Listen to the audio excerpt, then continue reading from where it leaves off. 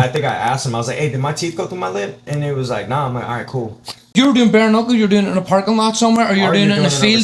Or everything accounted for. Go for it. I got everything accounted for, man, but I really We're going to hear him pissing with the microphone. I shouldn't have said anything. It's like, Show lips. It's time for a brand new episode of What? We talking jit, say what? We talking jit, say what?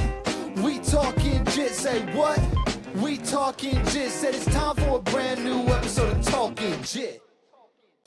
but I like the perspective, like something different, like, like what people don't understand behind the scenes, because fighter, or competitors, ex-competitors, like we understand the back scenes. Yep. But there's like a lot of people who watch it who don't, like the UFC. When we watch UFC, we probably have a deeper understanding as to like what those guys go through. Oh, absolutely. 100%. And then just an average, you know what I mean? Somebody just watching it. But what's unique here is like you've got like all your boxing matches, all your crazy ass BKFC. That's something out of left field, bro. And we'll probably get into that. But like how like this dude ends up doing bare knuckle, right? And who would have thought that like that's gonna be the shit for Ryan? I know. After we couldn't have seen that in 2016. Like No. I never would have thought that was not on my bingo card. You know what I mean? But it wasn't even a thing. No. Like at BKFC, it was if you were doing bare knuckle, you're doing it in a parking lot somewhere, or you're doing it in a field, overseas. or you're doing exactly. And but even doing it overseas, they were doing it in fucking barnyards and farmyards and like, what's fucking crazy is you were training in your garage. You just had a homie meet up in your garage and like you weren't like sparring, you weren't in the gym lifting, and it's like it's like all right, Ryan's doing this BKFC shit, and all of a sudden it took off. Yeah, and we ran that shit right to the top, man. And you're at the top. what weight did you do the first fight? 130? That was 135. Yeah, 135. Yeah. But that's the lowest weight right now. Or they do it a bit lighter, but they do it to 125. they do 125s. Like, How'd you feel when you first got hit with a bare knuckle? Were you like, oh shit, this is it? I honestly thought my fucking tooth went through my lip. I think I asked him, I was like, hey, did my teeth go through my lip? And it was like, nah. I'm like, all right, cool.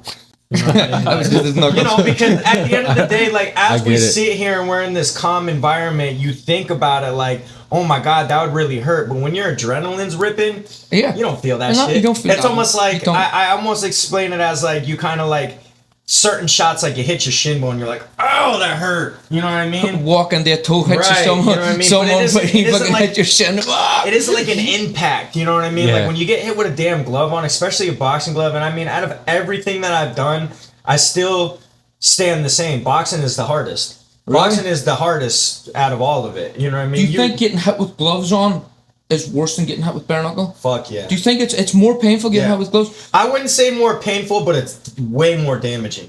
Way more damaging. You think it's Especially it shocks you to your core more? Oh yeah. Oh yeah. So you think bare knuckle's healthier? At the end of the day, yeah. You know what I mean? At the end of the day, yeah. So as far as like you're gonna get cut more in bare knuckle, of course. It looks. But as look far at the as cuts in boxing. Yeah, and I mean, but see, you get in the cuts in boxing, but then you're getting the trauma. Like, bro, to box 12 fucking rounds is just after being dropped 3 times. Right. Yeah. Especially if you get dropped 3 times. You know what I mean? I think they done a study a couple of years ago on bare knuckle, MMA gloves, and boxing gloves. Yeah. And it came out boxing was worse on the brain because way worse, the pressure per square inch, because you have more surface area on the especially, glove. like guys like me and you, the smaller guys, we get to wear the 8 ounce. 8 ounce. Ooh, I know. You could really do some damage. The 8 ounce gloves, and that's like I show people those 8 ounce gloves that I fought in.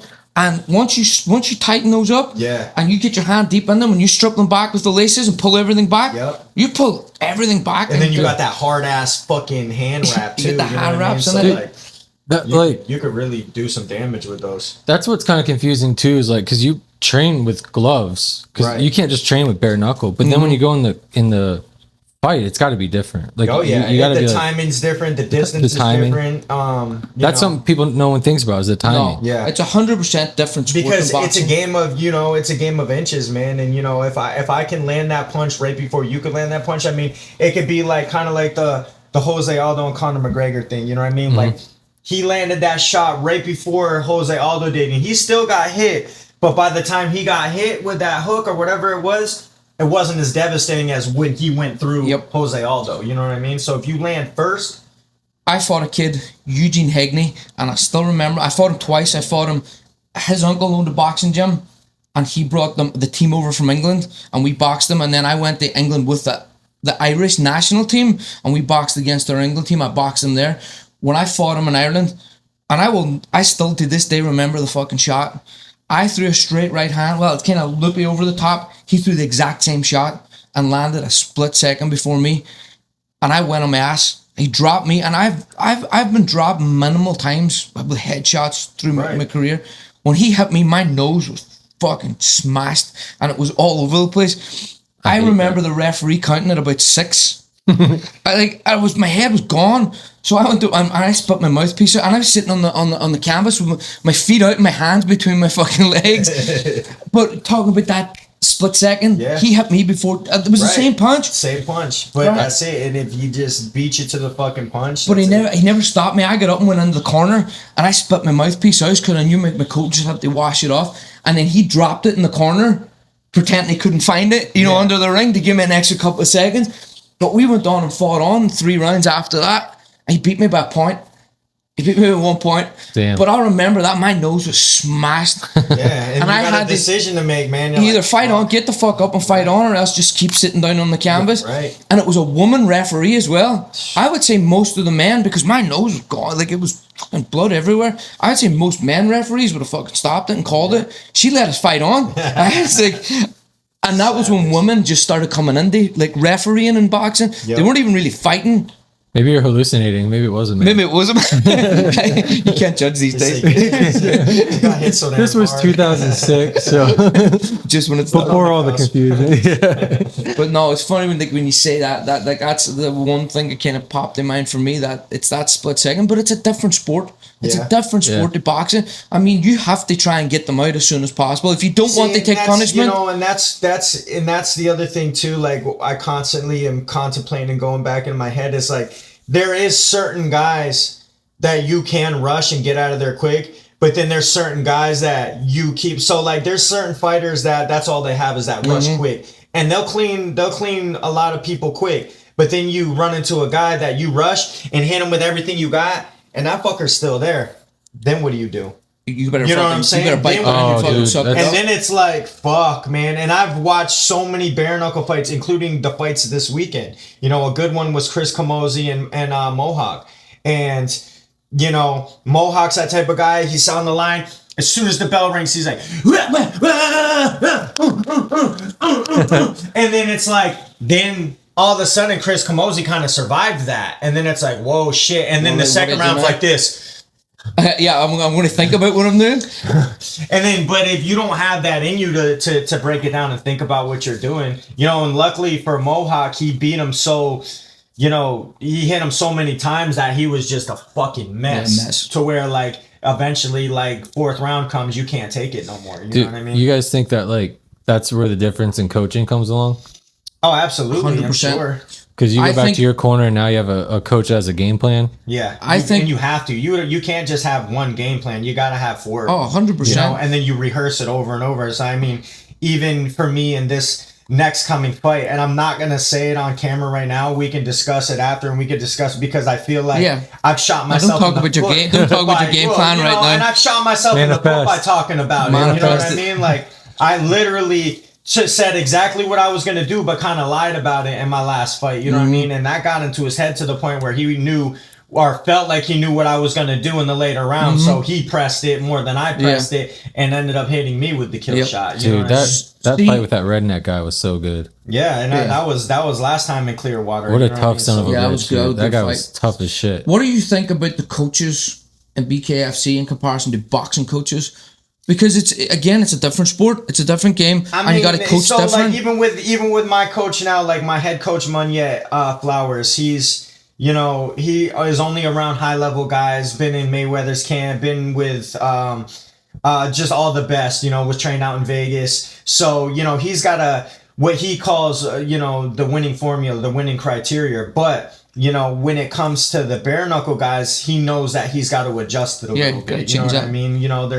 It's not like boxing. So if I get in there with you and I jab you with the same jab, I'm jabbing you with a boxing glove on, you can eat that for fucking 3, 4, 5 rounds. In bare knuckle, you ain't gonna be able to eat that same jab for 3, 4, 5. And you're not gonna be able to keep throwing it either. Or like with the Travis fight, for example, the second round, from training with Travis how fucking crazy tough and he was tough. Just fucking nuts that guy was. You know what I mean? I hit him perfectly with the jab. You hit him with a baseball bat, and that guy's not gonna stop. Take a knee.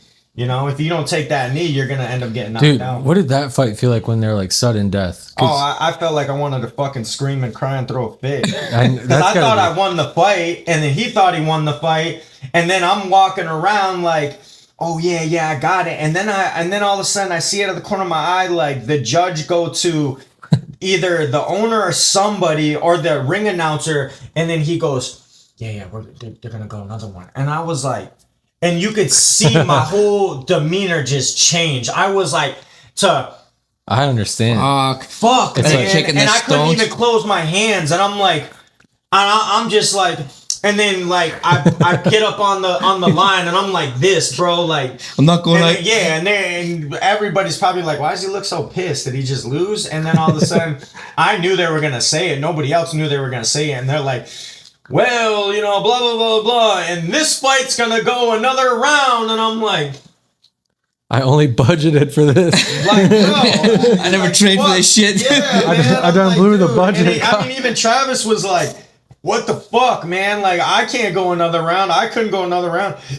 Fuck it, we're going another round. But again, you know what I'm back saying? to... Are you gonna fucking grit in? Are you gonna bite down? Are you gonna fucking go? Man, or give up? And that's where, ready to die in there. I've literally probably only had one fight in this to where I really psyched myself out to the point to where like I just couldn't fucking perform, and that was my first world title fight. Yeah. And a lot of that was, what I had going on behind closed doors, who was training me, how I was training. And then what really psyched me out was just not being used to the weight bullying. You know what I'm saying? Like, you're fighting at 135. How the fuck did he reweigh back in at 155 the next day? And I heard them come down the stairs and say that. And a lot of people try to cover for him and try to act like that's not what they said. I said, bro, whatever. You know what I'm saying? We're not going to hear any excuses, but I was 141 reweighing back in with all my shit on, and he's 155. Yeah, that's two weight classes bigger.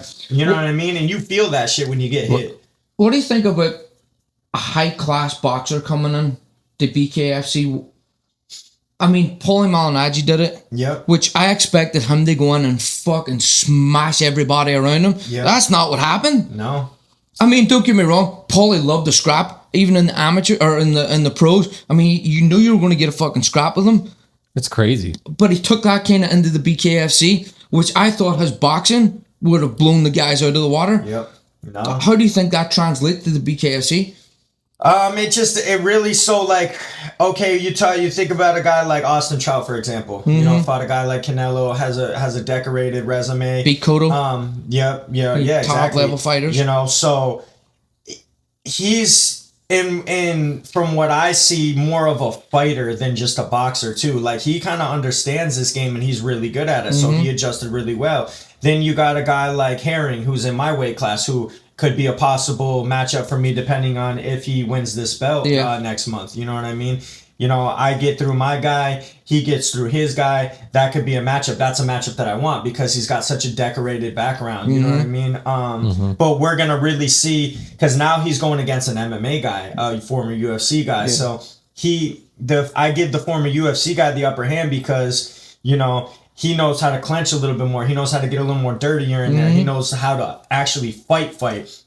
Is Jamel only going to use straight boxing? You know what I mean? So, and then the hands are an issue. Because us as boxers, former boxers, what do they tell you at all times? To protect yourself. Protect your hands. You know what I mean? Like, we're not going in there fucking hand knuckle conditioning. And, you're like a Mayweather. He's, treating his hands like they're gold, man. They are for him. Yeah. They are for him. Yeah, I wonder if you could grab sand, get a bucket of sand. One of the things is not necessarily sand, but I think it's rice or beans. So we got a whole bucket full of beans, and you stick your hands deep into those beans, and you just work them in and out, and work them in and out. And I mean, over 9 bare knuckle fights, mine finally you know, in order to really condition your hands, what they say is you gotta like microfracture them. Yeah. You know what I mean? You gotta kind of break them and break them and let them heal and break them and let them heal. Now my shit is so fucking solid just from, you know, beating on people's faces. Kind of like the Muay Thai, losing the feelings in your shins.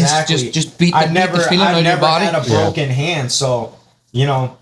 You never broke it in the BKFC? Never broke it? I thought my first fight I broke it because my knuckle was down to here. And I went in the back and I was just so happy I fucking won. I didn't even care. I was like, I don't fucking care. And they were like, they looked at it and they like started doing some pressure on it. And they were like, oh no, it's good. I was like, hey, fuck it. We're good to go then. You know what I mean? Let's fucking rock out. I got a question. What's something people completely misunderstand about bare knuckle fighting? I think mostly that it's not as dangerous as it looks. You know what I mean? A lot of people are like, oh, fuck that. Like, yes, in a way, like, for example, like, I got hit with one shot, I broke my arm, but that can happen in boxing as well. 100%, you know what I'm saying? So, 100%. like, I think people look at it and just think, like, it's way more brutal because there's sometimes more blood, and it's really not. I mean, if you're talking about fighting in general, I mean, to me, the most brutal is MMA because you can fucking elbow, you can knee, you can elbows kick, are scary. You know, and elbows are definitely. I mean, bro, you got guys breaking fucking center. You look at Liam Harrison. Liam Harrison, his boxing for kickboxing. Watch his elbow videos. Oh my He's splitting guys open across their whole head, and their gashes 2-3 inches fucking wide. And yeah, bro, like I think MMA is the most dangerous. I think boxing is the hardest. And I think bare knuckle is just like right underneath those two as far as, you know what I mean? Really? Yeah, for sure, man. I think MMA is way more fucking dangerous. You get way like more. A lot of people who quit in bare knuckle. You could tell like the second it starts or like they get. Well, and that's the thing, you know what I mean? Like you got a bunch, so like you got like Perdomo, the heavyweight. He's a rusher. He goes in there and rushes guys, but it doesn't always work. You're gonna go in there against the guy that can withstand your pressure and withstand your combinations. And then what do you do next? And if you don't have a game plan for that, and that's all you are, you're going to lose at the highest level. You know what I mean? See, just back to what you were saying about like MMA being, you know, the hardest and the most brutal. Think about MMA. You're out. It's stopped. Yeah. Boxing, you're fucking dropped, and you could be gone. But if you get up and you what causes more damage. You answer the judge's or the referee's question. Right. Where are you? What day is it? What's your name? You answered. Right, you're good and you to go. Could just hit that shit with flying colors too. You know what I mean? And then you're back in there, fucking getting. What are they doing when they touch the gloves? Like you ever see like when they do the count and then they like grab the boxer's gloves, wiping them off, kind of. Yeah, because like the boxer will like do this, and then the ref will be holding. The ref will wipe them on. I've always wondered what the hell like if you have to like hold your arms up, if you're trying to show you got strength. You know, you get like that's actually a good question because I really didn't know that either. Yeah, but you know, you get like noodly. They just wipe the gloves off. You know, you hit the canvas. You know, there could be fucking debris, dirt or whatever. Oh, that makes sense. Because I always thought like you know, because you get like noodly and spacey, like loopy. Yeah. I always thought it was like you show you still got. Why they make you walk to left or right because as soon as you're gonna make those steps, if you're gonna make that step and your legs not there, you're gonna fuck and they'll stop that shit immediately. Yep. You know, to try to stop further damage, you know what I mean? And some guys, that's their way out. You know, they'll get up and just act like they got fucking chicken legs to be able to get out. To get the way out. That was one thing about MMA. I mean, I guess to that point, you can get out at any point, but that's one thing that was like scary. So if I do a jiu-jitsu tournament, it's like something gets uncomfortable, you just tap. Right. And on the ground, there's like a million reasons something's uncomfortable where you can just be, I just right, but it could just be pressure on your like I remember like shoulder pressure. Yeah, my boy Tony used to fucking just put his knee in the middle of my chest. Yep. It didn't make me to that shit. I couldn't fucking get out of it. I'm like, all right, bro, all right, I'm good. But like MMA, boxing, bare knuckle, it's like you can't really like take the bitch way. It's not as easy to take the bitch way out, really. And if you do, it's seriously so frowned upon, and you will not get it. Like Dave, it's very obvious. The owner will always tell you, like, bro, you go out there and you quit, you turn your back, you act like a bitch, you will not get a phone call back from us. Yeah. You know what I mean? And like, but do you know what? I don't know if maybe not from them, but I don't know if I agree with that either. But my last pro fight, the guy I fought, he fucking was 0-5. The guy shouldn't even have been in the same ring as me. He shouldn't even been able to lace my fucking boots. I was beating him. Dude, like he was. I should have fucking took him out. He caught me with a big fucking looping right hand over the top. Caught me on the temple. I stood back and I was okay. And the next minute I went, fuck. My legs went. And I was taking the count. I got up. And at the time my daughter was was young. I had 2 kids. I work in 2 jobs. I told my coach, I'm like, Jim, I shouldn't be taking this fight. I've been working 12, 14 hours a day. I'm not ready. And he was like, you're going to smash this guy. I'll be over and done with. Man, I walked into the corner. The referee asked me, where are you? Told him. What's your name? Told him. And he stopped the fight. I didn't bet you. I was going back in the fight. But in my head, I'm going, why am I doing this? Yeah. I'm at this age in my life, I'm 33. I've passed it. Am I going to be a world champion? Maybe I'll get a title fight. But why am I doing this with 2 kids and doing what I'm doing? So in my head, I was done. I was gone. Yeah, you already. But there was something about that ref. He seen that. Maybe he seen something in me, and he was like, you know what? Call it off. Dude, but I still, we were just talking about it earlier. You couldn't watch the fight. Did you lost for months? Yeah. I still have never watched that fight, and it's been 7-8 years, and I still haven't watched that fight because I can't bear to watch it. And fuck, I can't. It took me long enough to get over not being a fighter. Like one day you're fighting, you retire, and the next day it's done. And I had issues myself, like for years, like trying to come to terms with what the fuck was going on. Right. But it's a mental game, man, and you should never, ever step into that ring, no matter what sport it is, if you have any sort of doubt or unsure of yourself. I agree. I agree.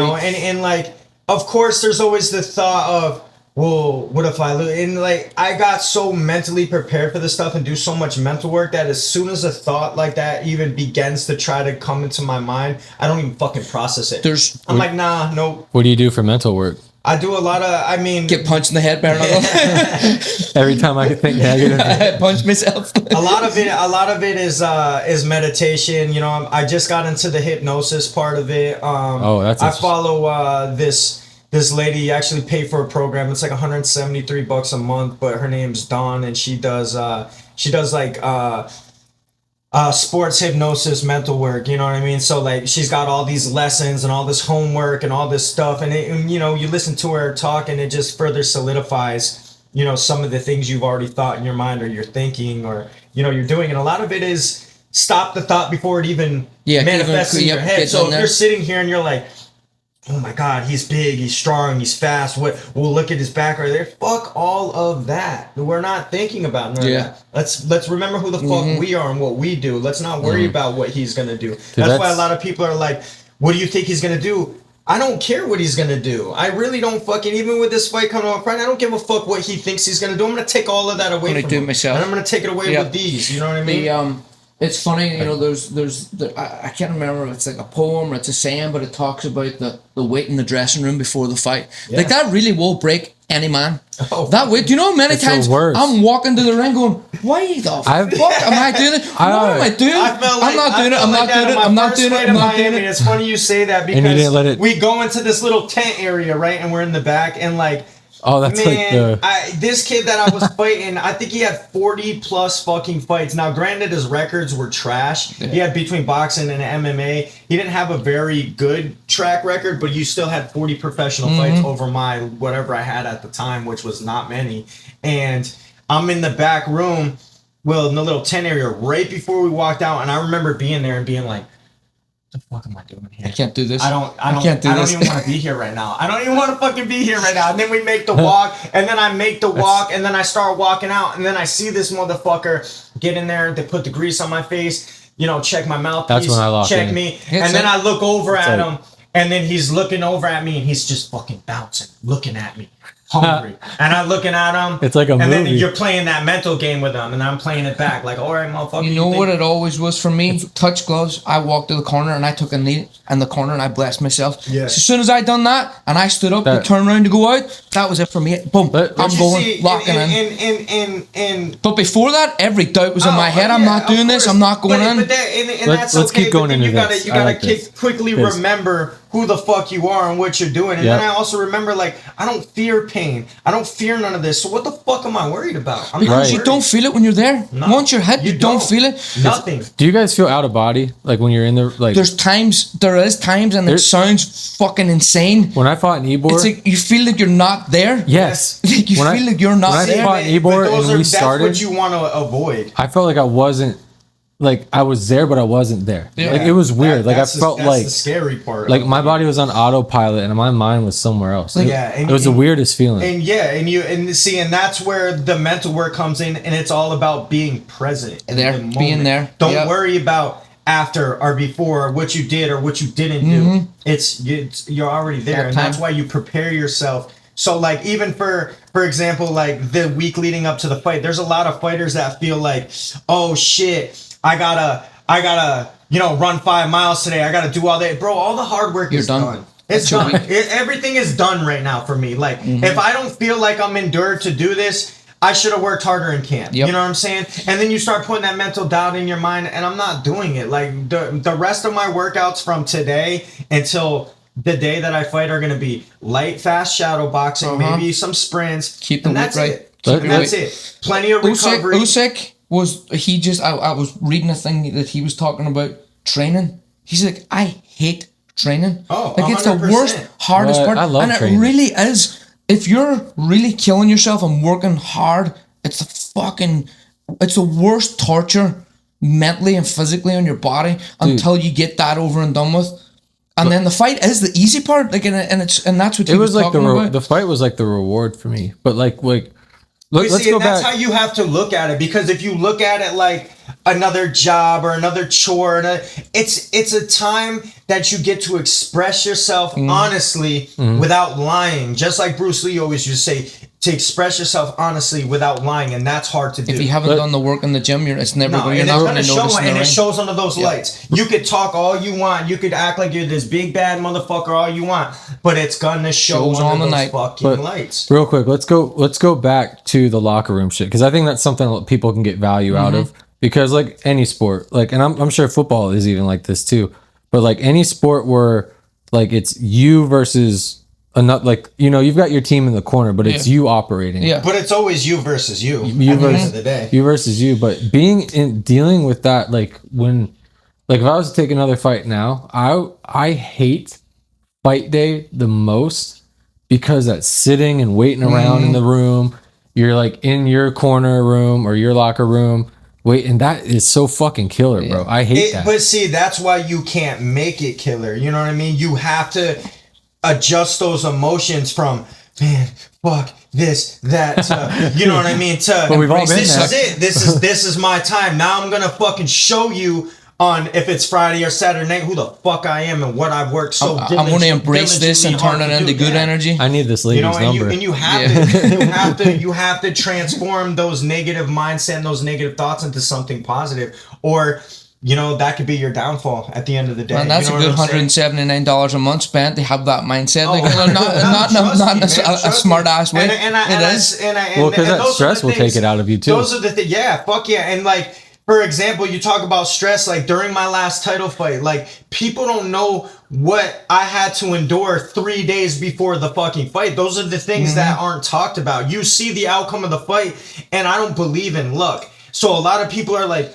did he land a lucky shot? Absolutely, he did. He landed, but there's no such thing as luck, because it's calculated energy. My energy. He landed that shot at the right time when he was supposed to land it, and that's. I compare it to, okay, we got a dartboard in front of us, and it could be right here, just this distance. He had a fucking blindfold on, threw the fucking dart, and happened to hit the bullseye, because that's exactly what he did. He went just like this, fake, fake, fake, fake.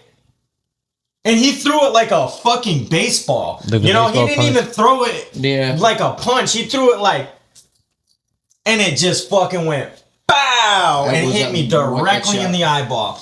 And I was like, and then I really had to sit and think about it again. Why did he land that lucky shot and I didn't? You know what I'm saying? Because I hit him in the eye too, but I hit him an inch over. And split him. And he hit me an inch in and got me. You know what I mean? So I'm thinking, okay, what in my life could change differently that wouldn't have happened? And it was pretty simple, man. Who was around me? Me and the girl were fighting at the time. She argued me the night before the fight. People don't know about that. That plays a significant role in your performance. Having support. My manager got in my head at the time, about certain things, and played a significant role in it. 3 days before the fight, I had this, and as cliche as this sounds, I had this Nike ring that I had since I was 18. And for whatever fucking reason, I decided it was going to be a good idea to go to the Hard Rock 3 days before the fight and try to sell these tickets. And it's like 12 in the morning. Oh, that killed me. You know what I mean? Too. Then I'm Selling in tickets, there. I take all my selling jewelry out, and that ring must have been on top of all of my jewelry. Why I took the jewelry out of the bag in the first place was beyond me, bro. It's 12 o'clock at night. I don't need my fucking jewelry on. But me and the kid that I was with were talking about jewelry. So I'm like, oh yeah, I got all my jewelry right here. And when I took it out of my bag, it must have fell on the floor and I didn't see it. So it falls on the floor. I put my jewelry on. We get back to the hotel room about 1:30. Now, granted, I should be in bed. I should be sleeping. I should be resting. All of a sudden, I'm like, oh, where's my Nike ring that I've had since I was fucking 18? And then I tell the kid that I'm with, bro, I got to go back there and look for it. So he's like, and he said to me with some slick shit like, bro, you want to jeopardize this fight that you could lose over this fucking stupid ring? And I'm like, bro, shut up. Bring me to the damn casino. Yeah. He brings me to the casino. I get there. Mind you, I'm fucking high as hell on edibles. I took fucking 3 edibles. Before the fight?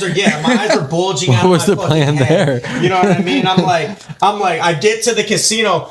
Everything looks the same, man. I'm like, bro, what the fuck am I doing here? I'm never gonna find that ring. Like, I just wasted another hour and a half just, you know? Yeah. Then I get back to the room, and I'm like, it's, 2, 3 in the morning. You know what I mean? I'm like, what a fucking idiot, whatever. Yeah. Then I wake up, it's day before weigh-in cuts. Then, now it's weigh-ins. My scale has always been right. I get to the fucking weigh-ins. Of course, it's on a piece of wood on a carpet. I already knew right then and there it was going to be off. I'm like, fuck, man. I get on the scale. I got to be on championship weight. They put it on a carpet? They put it on a carpet on a piece of wood, though. So that's going to change anything. Right, and it doesn't change shit. So I'm 0.8 off. They're like, oh, you're 0.8 off. Do you want to give up 20% or do you want an hour to go cut it?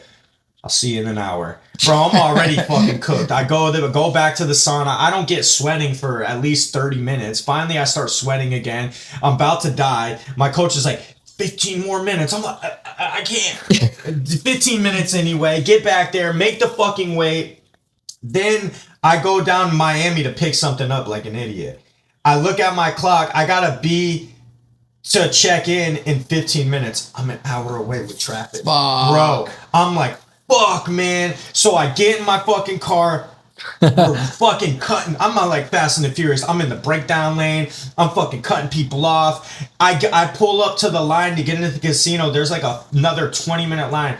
Bro, I passed everybody, cut in, fucking cut people off, and I'm getting dressed in my fucking car. I'm putting my boxing trunks on. I got my boxing shoes on. Before the fight? Just before the fight? No, this was before the weigh-ins. And then it's a media weigh-in. So I gotta face this motherfucker. Like, we're all sitting here. I gotta face him like that, and we're talking shit to each other, bro. I slid right into the fucking line.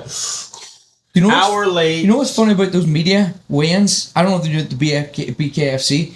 And I didn't realize until I worked the Jake Paul Nate Diaz fight.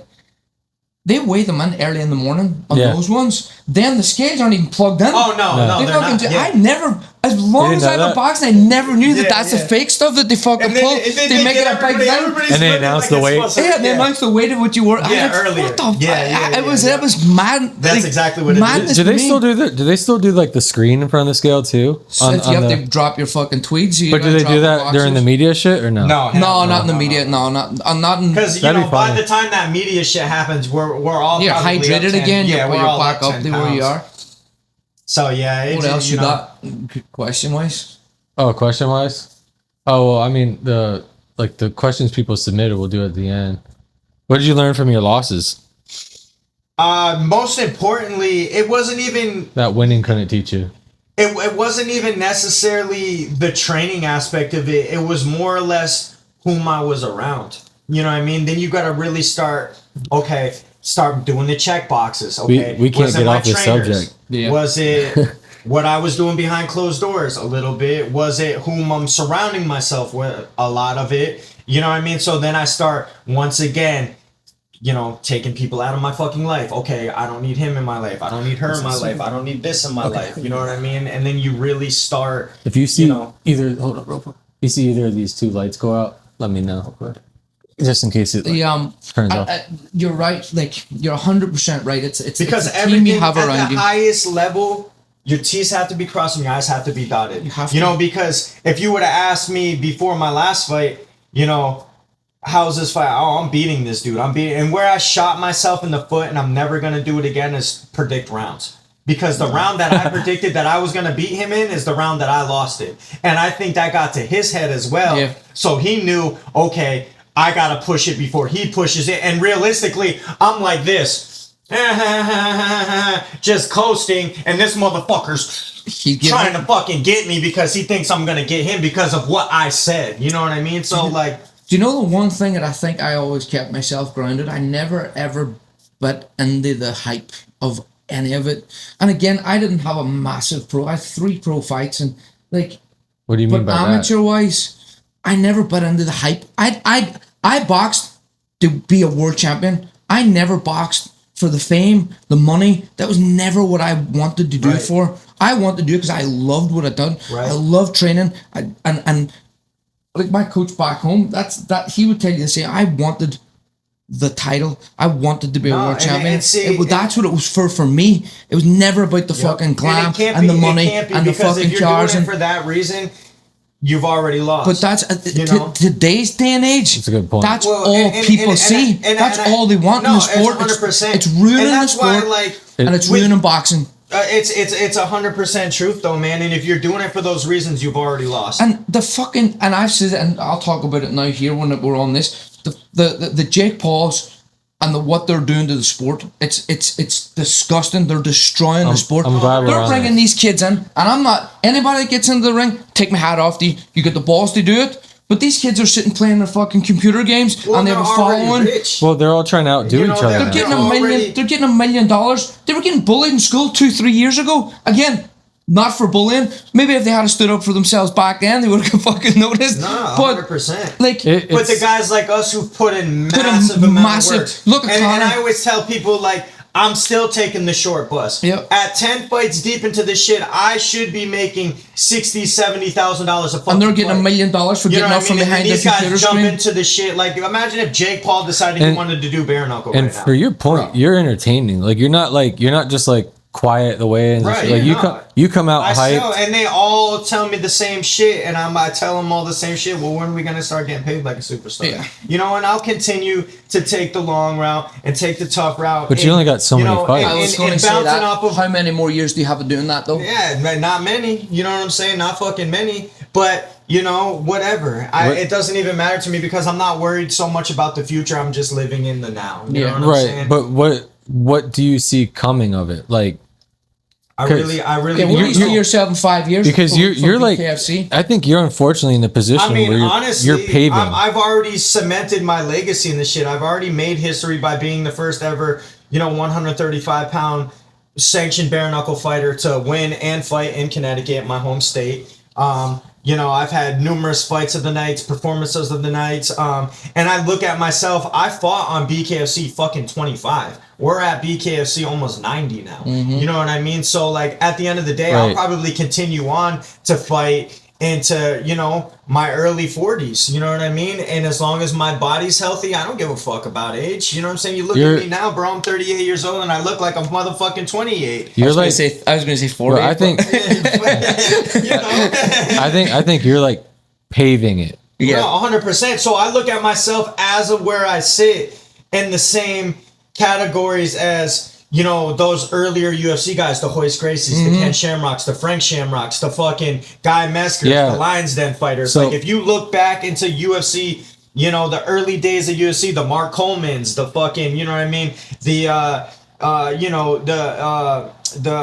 what's his name? The Brazilian guy that beat up Vanderlei, Vitor Belfort. You know what I mean? Like, all those guys are pioneers of the UFC, of MMA. Do you know why I could see you doing that into your 40s? Like, just sitting here talking about it, seeing how passionate you are about this and how excited you get for it. Like, your excitement from you came in here and we were just sitting shooting the shit between us. Let me build off that. Your excitement just fucking went through the roof. Oh, yeah. And I'm a 500 mile per hour person, and your excitement level just goes through the roof. Because it is. The energy doesn't lie. Exactly. And that's why I can see you doing it for years. Here's what I see for you. I think you're, and tell me how you feel about it.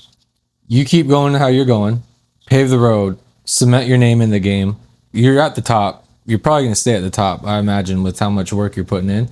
You might be the guy later on who's either the announcer, the manager, the team builder, and that's where your money comes in. 100%. And I've always said this too. Bare knuckle fighting is not going to get me rich, but the people who I meet through the bare knuckle fighting game is who's going to make me rich. We were talking about this before you showed up. We can't get off the subject of being around the right people. No, you have to, bro. It's you show me your friends and I'll show you your future. I've always been fucking stern on that. And I've always stood by it, and that's why I had to cut off like even my kid's mother. You know what I'm saying? Whole relationship for so long, I had to cut that off because she was not evolving with me. And she was bringing me back into the same shitty people, the same shitty lifestyle, the same shitty emotions, the same shitty mindset. And you just, if you want to elevate, there's certain people that you're just going to have to cut off. I talked to Kevin about it, and I says, look, I have always trusted people, but I trust them for what they are. I trust a snake to be a snake. Yeah, that's it. You know what I mean? And, you're not gonna put people in your life where they need to be. Absolutely. Like my one friend in New York, Connor, and I've known him for a while, and he used to say all the time, he never was out with us, hung out with us, but he was always there. And he says, John, I don't have a lot of friends. I got acquaintances. Yeah. And it never clicked with me until, the last 10 years. You have acquaintances, and you're like, I can count your hand how many people that are actual friends.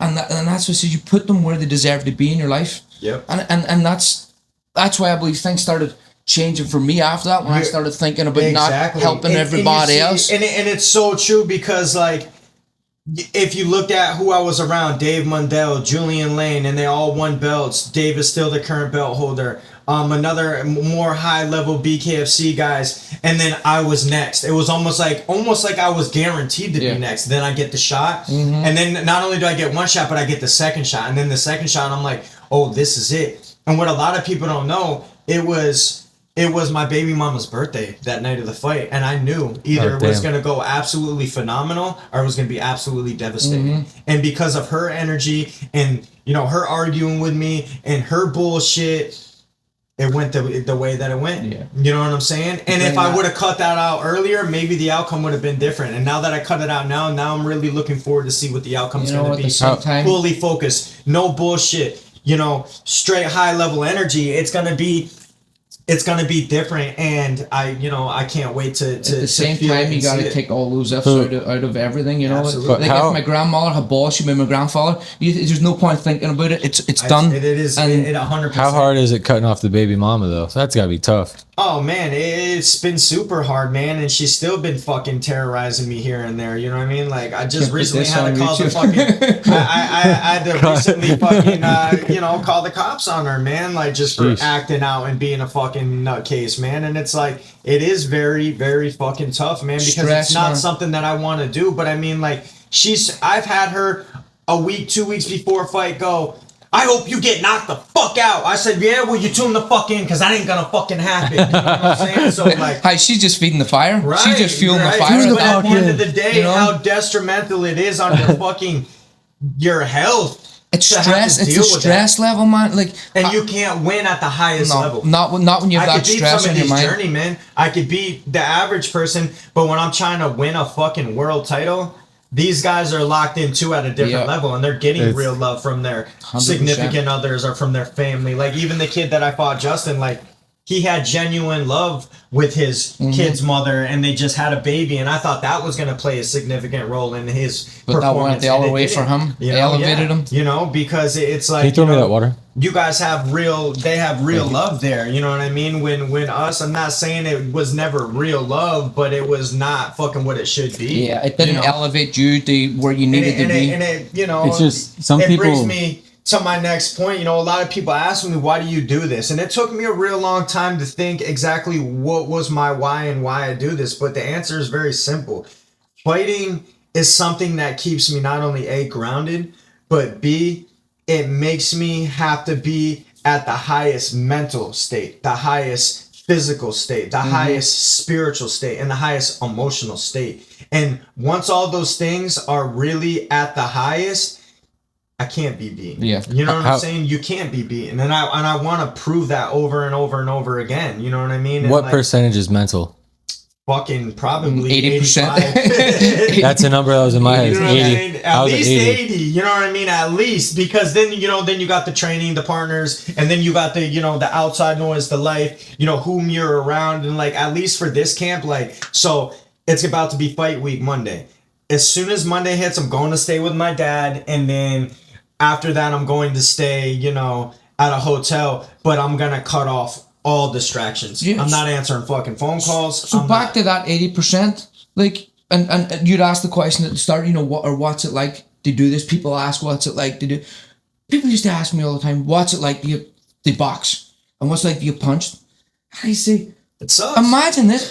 it does, but imagine we're sitting here talking and I am going to punch you in the face. There's no way around it. There's no way out of it. Right. You're going to get punched. Would you let me do it? I'm like, fuck no. 99% of people say, no, not a chance. I said, well, that's what it's like going into the ring. Yeah, you're getting punched.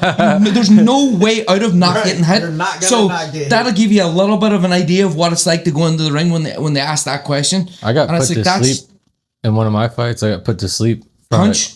Or choke? No, just choked. Oh, choke. But I went out fast in front of like my whole family. What did he get you with? Guillotine. Really? Yeah. Well, it was the one where you didn't touch gloves.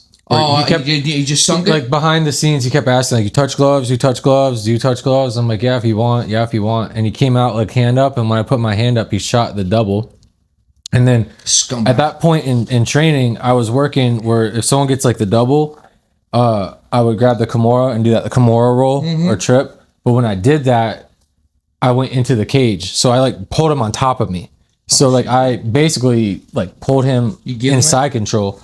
So I like by the time I recovered and we spun around, I wrestled up and he sunk in like a tight guillotine, and we had to wear shin guards in that promotion. Yep. His legs I couldn't get my leg free out of the guard to get out of the guillotine. Was your knee guard stuck in his? His like the way his legs were wrapped around the top, and it was like you can't pull that bitch out. I couldn't pull that bitch out, and then before I knew it, like I'm looking up, and you know how bright the lights are. Oh yeah. And I'm like, I see the bright lights. I hear this dude running around yelling, and I'm like, and then I like just so happened to look outside the cage, and my dad was there, and I looked at my dad and saw him, and I could just tell by his face, because like when you guys might not know this, but like when you're in the cage, it's really weird because you like can't see outside of it. It's the same in the ring. You don't really see much in the ring. Yeah, you don't see much. You don't hear. You don't see. Did you hear me? Yeah, no. Yeah, from 25 rows back, so with 2,000 people. So picture this is like I'm like laying there, and I'm like, I look over, and it's like the first thing I see like through the cage is my dad, and I could tell by his face like, oh man, I lost. It was like the worst. They're just like. But I would take that probably over getting knocked out, man. Do you know it's funny, like my dad's probably at 95% of my fights. Like he didn't go to South Africa, he didn't go to Austria, he didn't go to France, but he went to a couple of fights in England. And I never ever get the sense of disappointment off him that I was beat. Never ever give that, fuck, you should have done this, you should have done this. Nah, it's the same thing with my dad. So it was never, for me, I never felt disappointed. Yeah. And he give that. You never can though, man. He give that a sense of, you know what, it's okay to get beat, it's okay to lose, but fucking keep your head up and get the fuck back in. Right. And I take my hat off to him for that. I remember one night I threw my fucking trophy in the corner and he fucking yelled at me. And I was like 18, 19. He says, pick it fucking up and put it in your fucking bag. He says, get your shit together. Like, don't be a fucking asshole, basically. Right. Take it, you were beat. Yeah. That's your fault. Don't act an asshole about it. And I was like, and it's still to this day, that was more embarrassing for me. Right. Than losing. That he'd done that than losing the fight. And that stuck with me a lot. Like, fuck yeah. And I try and do the same with my boy. Yeah. It's okay to get beat. It's okay to get smashed. It's okay to get choked. Fucking show me you're trying. And do whatever you got to do to try and win. Fix it, you know? Going off of that, I got a good one in here. We could go around, but so like there's times, and I know you've like fucking watching almost all your fights. I've seen on your face, knowing you and seeing it. You, I'm sure, out of all your fights, but there's like that time where you face adversity. It's not going your way. Like it's like the time to fucking lock in, right? You have the option to give up, lose, accept it, I've lost, or lock in because I'm going out with everything I got, right? You know that, like, what is that feeling like for you guys? Like, and like, what's an example? Like, so for me, there's talking about the punches and the timing. There's one I had where we hit each other at the same time, right in the beginning. But I felt my leg like kind of stumble, but like as I like came back and noticed he was stumbling backwards. Right. So I fucking lunged forward, even though I was wobbly. Mm-hmm. That's when I made the decision, like, I'm finishing it now. And it was the very beginning of the fight. It was like the first hits landed. So I like chased him bullied him into the cage and just everything, emptied the tank. Like, I made that decision in my head, like, I don't feel good. I could take a step back and recover and reassess, or I can lock in and put everything into ending that. I think that goes right back to the mental side and the mental strength of it. And like, yeah, we're talking about, you know, examples of how we can lock in and how that happens. South Africa, it happened to me. We went over to South Africa. The fucking kid I was supposed to fight in the first fight and couldn't make weight. I think he was weighing in like 60 kilos. So what's that? I think it was 60 kilos was 140, 145. I was fighting at 122, 125. I'm like, no, I'm not taking it. So then a week later, we're in South Africa, 3 weeks training. Week later, the other fucking kid couldn't make the weight. So it was a really cool event. It's a big tent outdoor. I walk into the ring. Like we weighed in and everything else. We weighed in separate dressing rooms. We didn't even weigh in against each other. So they were like, he couldn't make a weight again. He's like, 4 kilos heavier. So that's like nearly 9 pounds heavier. They're like, you want to take the fight? I'm like, I didn't come to South Africa not to. So I walk in the fucking ring. There's a big fucking black dude. And I mean dark South African, fucking dark black dude. Francis Ngannou. Fucking arms. And I'm like, dear Jesus. So fight started. Man, he hit me low, hit me in the balls. And I took a knee. Oh, that's it. I took a knee and it was a rough one. It was bad. So I got back up. Towards the end of the first round, I caught him and dropped him. And I said, all right, that's the point I locked in. I was like, okay. Yeah. All right, I can beat him. Man, we went to the end of the fight. The scoring was tied. It was same points. It was like 35-35 on scoring. He beat me on count back by 1 point. That's how close it was. Like we got fight of the night. But cool. You're saying like that point locking in, it was when I hit him and dropped him. All right, here we go.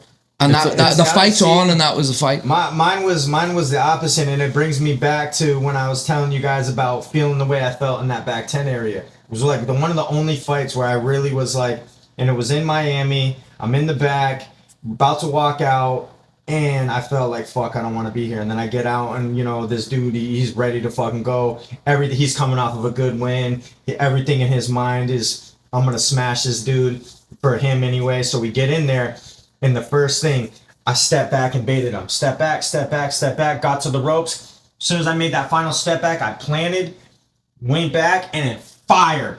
Hit him directly in the fucking teeth. Knocked his tooth loose with one punch. Ow! And he went, boop, and looked back at me. I was like, what the fuck? Time, buddy. And then he grabbed me. And he probably outweighed me by probably 20 fucking pounds. And I didn't train clinch that fight. And he was the MMA guy. He gets in there and just starts bam, bam, bam, bam. And I'm just eating these fucking punches. And I'm like, fuck it, I've never been dropped in bare knuckle yet. So I'm eating them and eating them and eating them. Bro, I couldn't fucking eat them anymore. And I'm just like, fuck, he's fucking me up. I had a decision to make. So I took the fucking knee. I take the knee, and I'll never forget taking that knee and looking up and watching him bounce across the ring, and was like, is this how I want to go out? Is this how I want to be fucking remembered? Lock in. Fuck that. So I got up, locked back in, and for the rest of the fucking fight, like the rest of the round was his round. Then we get into the second round, and then he starts slowing down. And then I remember cutting him, and it was just a little cut right here. But I just kept picking away at that cut, cut. Went from little to big, and then I watched him gas, and then it was at that moment that I was like, yeah, this one's mine. This one's mine. And I ended up fucking just demolishing him for another 2 rounds until he just couldn't take it. Good question came off this conversation. And I'm not saying this in any way disrespectful. When you get hit with that one that done your eye socket, I don't think any man could have fought on or got up after it. Was there anything in your head telling you that you could have kept going? Or did you think you wanted to keep going, or did you know? I can't. Not even any of that, man. Like, now that I think about it, I should have got up and at least even fronted like I was going to continue to fight. But I knew instantly, and I was so fucking just more or less mad that I got hit with that shit that I couldn't even think, bro. I was just as soon as he hit me and I tried to open my eye and it started to shake and go in and out of vision, I was just more fucking mad. Yep. And then like you see me get up, and when I got up, you could see it in my face. I was just like, fuck, man. No, like, you could see the madness, just disappointment of it. I just couldn't even believe I let it happen, because it shouldn't have fucking happened, man. And it happened, man. And it just, you know, and like I said, I should have got up and tried to continue to fight, but you know, granted, if you would have hit me in there again and completely shattered my shit, like, because it was already God knows cracked. what would have happened at that point. Yeah, you know, then I would have had to get facial surgery, and because at least I didn't need surgery, and that was the good part. The orbital was painful, right? I heard the orbital was like painful. Yeah, it was a different feeling, man, for sure. But I knew instantly, like, as soon as I tried to open my eye, and that's why I reacted the way that I reacted. And I wish I didn't. You know, I wish I would have poker faced it a little bit more and just tried to continue. I get that, because my last pro fight, the same thing. Thinking back there, I'm like, what stopped me from doing it? You know, right? And that still eats me alive every day, and that's why I was kind of asking, do you see if you had the same feeling or emotion when that happened? It was almost like, I think because of all the mental stuff that I endured before, my mind wouldn't let me click into that next year. You know what I'm saying? It was almost just like I just immediately accepted it. You know what I'm saying? It was just like going back to when I was saying the training. I was like, nah, I shouldn't be doing this. My daughter was born. I had 2 kids. So you already my mental side was there. Exactly. You know what I mean? And that's exactly what we were talking about. I truly didn't accept defeat before it happened, because I thought I was definitely going to win that fight, and I feel like I was definitely pretty much winning the fight. It just, when that happened, that was it for me, man. And it was like, there was no, and I do genuinely feel like everything that's supposed to play out and supposed to happen is what's going to play out and what's going to happen, man. You can change it a little bit. We can change our stories a little bit, but at the end of the day, what's already laid out is already laid out. You know what I'm saying? And sometimes that's what takes pressure off me as well, is the fact that living it and knowing that, I just empty my mind. And just like Bruce said, once again, be formless, be shapeless, be like water. You know what I'm saying? Now I just adapt to anything. So I don't worry about the outcome. I don't give a fuck about winning or losing. I just want to go out there and show who I truly am. In order for me to show who I truly am and my skill set, I have to be locked in at a fucking high level. You know what I mean? You gotta be. And like I said, if we sit down here and talk, like, am I scared to get hit? No. Am I scared of pain? No. So what the fuck is it you're scared of? Losing. Nothing, because I'm not even scared to lose. I've already lost. I've already lost at the highest level, and that's a dangerous combination. The Cuban embarrassed for me. Any fighter. Like, that shit was embarrassing, because honestly, my eye socket wasn't fucking broke, and I could have fought. That's another lock-in moment. That's a lock-in moment right there. Like, it's like that's a dangerous fighter when you have that mindset. That loss when you have the defines mindset, you got nothing to lose. That loss defines you, or actually defines you either way. And that's why in my next up and coming fight, like, especially in my backyard, and especially with what happened last, like, I'm literally willing and ready to die for this shit. We gotta go. We gotta go to that. So what? And this is probably a fucking loaded question too. Let's go. The fan base of BKFC. They're your fans. And I don't want to. It's what you expect. It's your bread and butter, but it's definitely a different fan base. It's a sanctioned street fight. Huge different fan base. It's exactly what you expect. It really is a sanctioned street fight. I think maybe that stops that question. It's a different fan base is a good one. For sure, man. It can be rough, especially in Pinellas Park. Do you know what the thing is for me? And I'm not going to fucking say, oh, you know, everybody that goes there are fucking scumbags and this, but everybody that goes there thinks they can fight.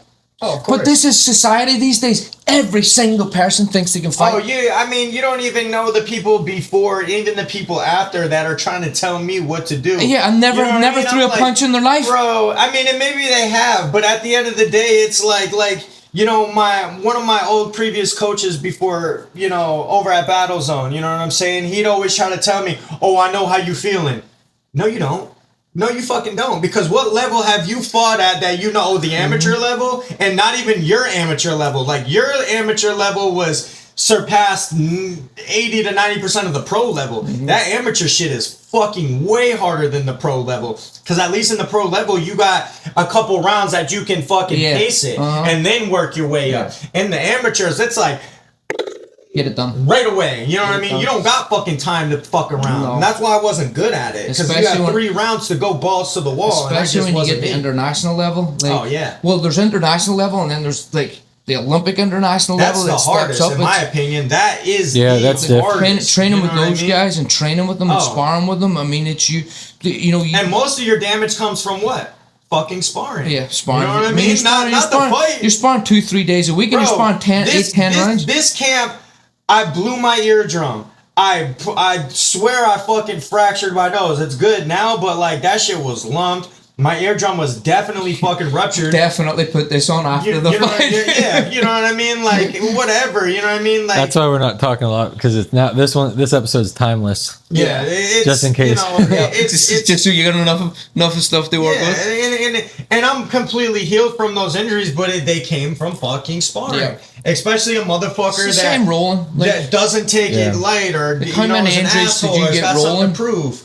Like, how many injuries do you get rolling? Well, and that's why I don't do jiu-jitsu right now. And that's why, like, sometimes I'll get into because I train at a kickboxing gym, they'll be like, oh, you should put the shin guards on. No, I'm not doing that. Because we could just be flowing. And then I go to fucking do a low kick or a fucking body kick, and you check it, and I kick your fucking, kick your damn elbow. And it could just be a soft kick. And the next thing you know, my shin's fucked up or my foot's fucked up. Man, we were just rolling Friday night and I broke my toe. That's what I'm saying. Just rolling, like my toe's just fucking around. I'm pushing it the opposite way. Know, we're all competitors. My bad, dog. Nice, Kevin. and we're all competitors, so it's like, I'm not coming in there to get choked out. If I wrestle anybody, I'm trying to fucking win that wrestling match. And I mean, not to the point where it's gonna turn into an injury, like, because I will tap the fuck out real quick to avoid an injury. You know what's funny? We were talking about Nick, and I think it was me and Kyle were talking about Nick Fichetti and the way he coaches his guys.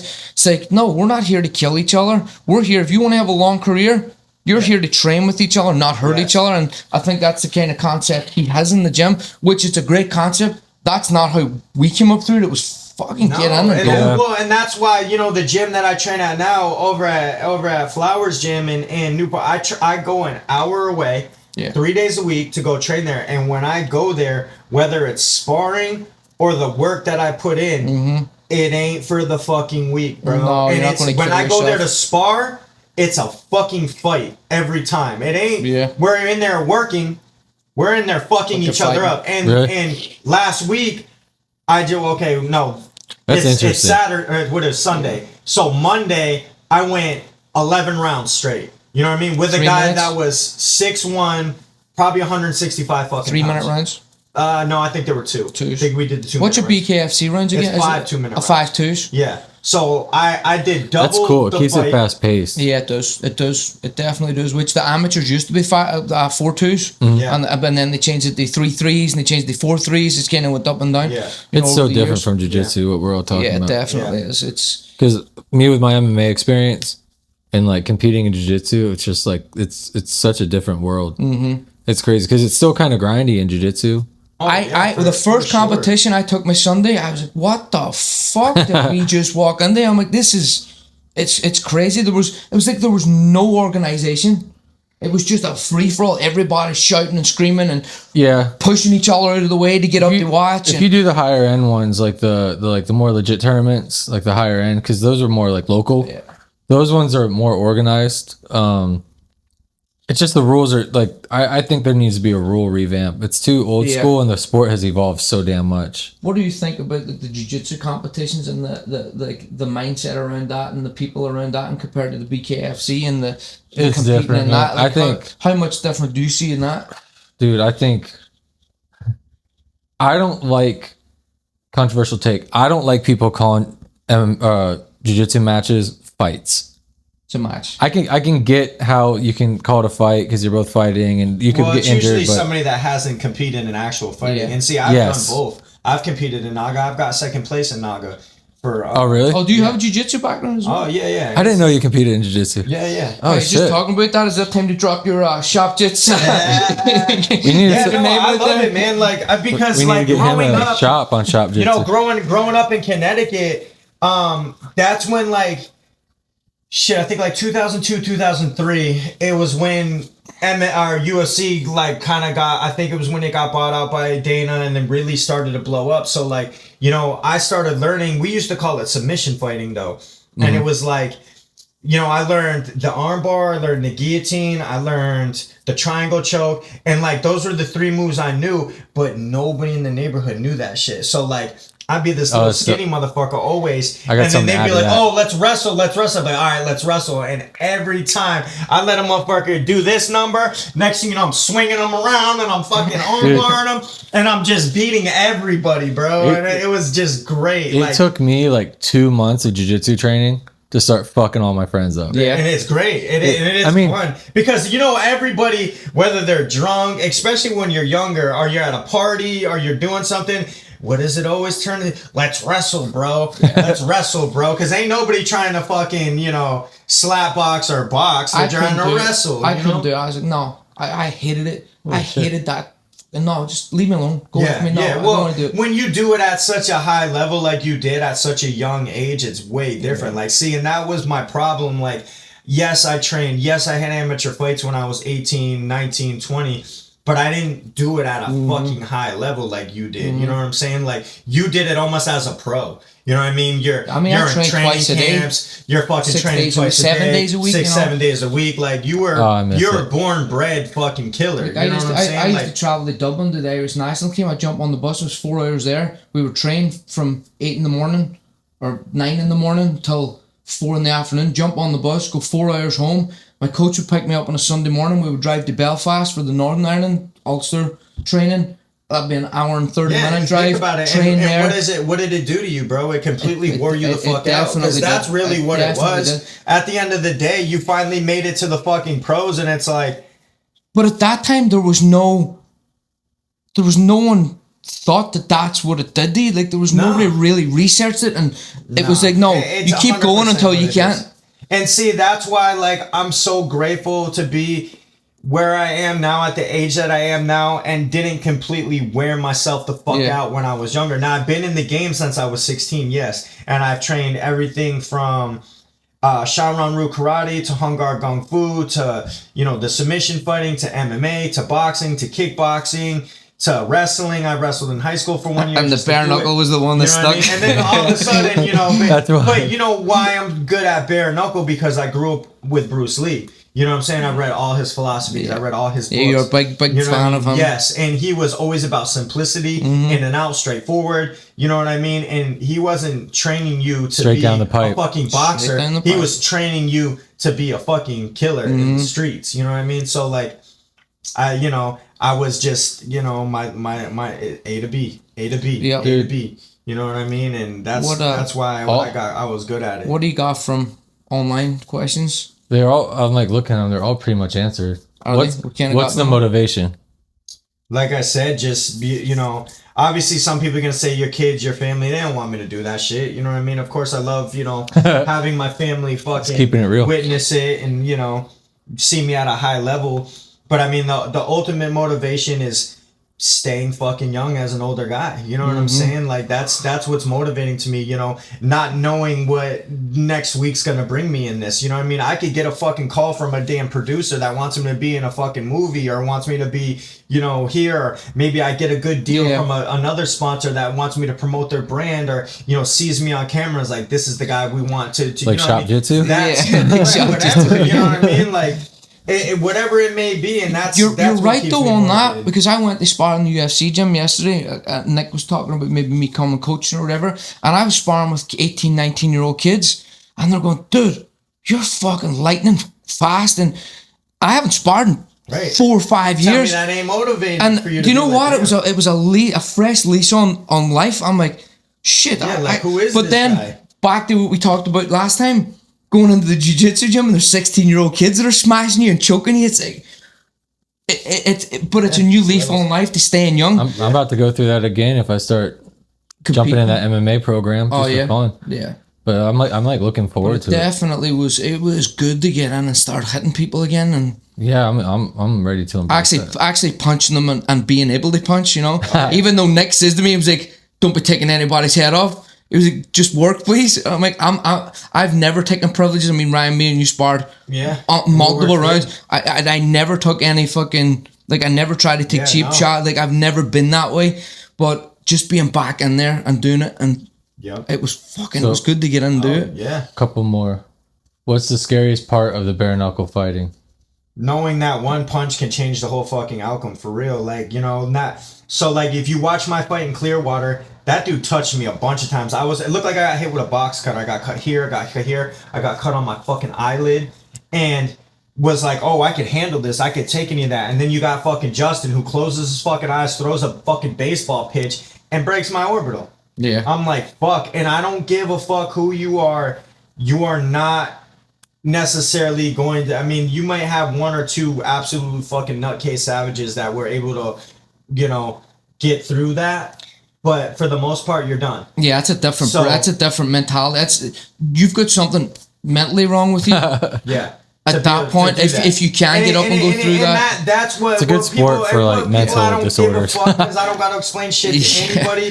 But like at the end of the day, like that, I literally thought for the first time in my life that my career was over. You're done. Yeah, you're done. I did, bro, because shit. I couldn't see for a couple weeks. Honestly, my left pupil is still dilated, and I still get a slow metallic drip in my eye every now and again. See, when I saw that shot, as soon as I saw it land, I went, "He's done." Yeah. And that's really? Not taken away from you. Yeah, no, as the second, like career-wise? No. Yeah. Well, the fight and career-wise, I was like, he's done. I'm like, his eye is done. Yeah. When it showed it in slow motion, I was like, 1,000%, he's and not then you coming see back the from still that. frame of it. They had a still frame was like this. I think I showed I'm gonna it to you pop the it up morning. here if I can get it. I'm gonna pop it up on this. I think I showed the still to you the morning after. I was Yeah. like, did you see it when it was still? And you said no. And I said, we were like, because when I saw it, it looked like his hand was inside your head. It was when crazy. I saw it live, it looked like it barely grazed. Yeah, that's what it looked like. And then, like as soon as I saw it, I think I was texting Connor actually. Connor Coyle. I think I was texting Connor, and I was like, "Did you see that shot?" I'm like, "That's it, it's done." That's insane. And then you gotta, I gotta ride out with that. Like, and then I was so scared, I wouldn't even get my fucking eye looked at until just last week, and I was nervous to go get it looked at then. Well, so I went to the hospital that weekend because my doctors in Miami were like, no, bro, my wife said that could put, it being closed like that could cause pressure and make you go blind. You need to go to the hospital right now. I was like, fuck. So I go to the hospital, they did a CT scan, they seen it was broke, but they didn't really see anything else. So I was like, okay. And then I didn't go get the eyeball looked at. Yeah. That was what was scary to me because a retina, the this, the that, I didn't want to fucking know. So they said, hey, wait 6 to 8 weeks for it to heal, and then you can get back to normal activity. So I waited probably 9 weeks to spar again, and then I got back into sparring, then I got fucking cracked again in sparring, and I was like, okay, I'm good. You know what I mean? Like, I was like, yeah, it's good to go. But like I said, you can see the visual difference in this. I definitely sitting. You know what I mean? I do see it for sure. And then there's, like I said, every now and again I get like a slow metallic drip. So when I went and got my eyes dilated and checked out again, I was a little nervous. Makes you one sweat. What's a metallic? They look at you, buddy. Yeah. What is a metallic drip? I don't know. They didn't even say. It's just weird. It's almost like a teardrop, but it's in my eye. You know what I mean? So like every time I look around, so once in a while I'll see it. It's gotten a lot better. But yeah, like I don't know what the fuck that is, but it was definitely from some sort of fucking trauma that I took from that shot. You know what I mean? And that's the scary thing about this shit, bro. Is like, it happened to Jessica Borgia too. You know what I mean? Like when she got hit by Christine, she got hit. Not only did she shatter her eye socket, but she fucking broke her nose all in the same punch. So her and like that's brutal. When I tell you she's one of the toughest people on this planet I've ever met. Take away female out of that, couldn't even fucking get hit with that no matter she who you are. couldn't even get up. You know what I mean? Like she didn't get up from that shot. And then I look at Travis, got hit by Abby in Clearwater with that shot. I saw that fight. And he's one of the toughest motherfuckers I've ever met to at least get up. And when he got hit with that shot, same thing. He just stayed there on the fucking ground.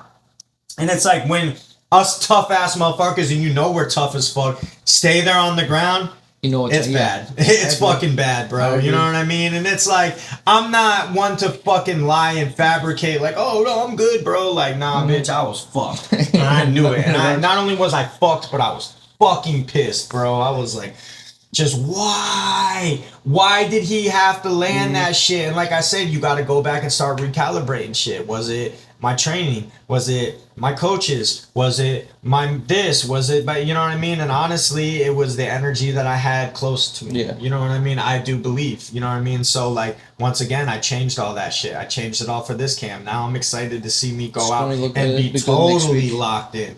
Be totally ready to fight. And then we're going to see what we get out of it. You know? I can't wait. Yeah, I'm excited. Looking forward to it. You got anything to add? No, I think we're all good. Just we got a couch to move. It's always good to be in the ring with you. Yeah, I know. It's always good to fucking share the ring with you and train speaking with you. Speaking of being around the right people. I still have the videos of us hitting the bag together after we were sparring. I still have I still actually watch them every now and again, flicking through them. I still got the sparring, man. I'm pretty sure. You guys save the casting couch till after the camera time. I don't want that. But man, good luck, dude. I hope. I can't wait to see you kill it. I like business. Get it done. Yeah, for sure. Speaking of being around the right people, you know, I wanted like 10 tickets to this bitch. And then as soon as you sent me that, I sent it out to all the 10 people instead of buying it first. And I got crickets. It's always like fucking. That's how they are, man. What is up with people doing that? Hey, bro, they do it to me too. I mean, I pretty much got everything accounted for. Go for it. I got everything accounted for, man. But I really we're gonna hear him pissing with the microphone. I shouldn't have said anything. It's like a slow dribble. I text you in a week after I edit it, and I'm like, hey, bro, you need to get that looked at. They try to drown me. I can swim upstream so profoundly. I can stay calm in a dire situation. I'm at it every day, no time for a vacation. And I smell blood in the water. Everything I do, I do it for my daughters. Now I'm gonna shut your lips. It's time for a brand new episode of What? We talking jit, say what? We talking jit, say what? We talking jit, say what? We talking jit, said it's time for a brand new episode of Talking Jit.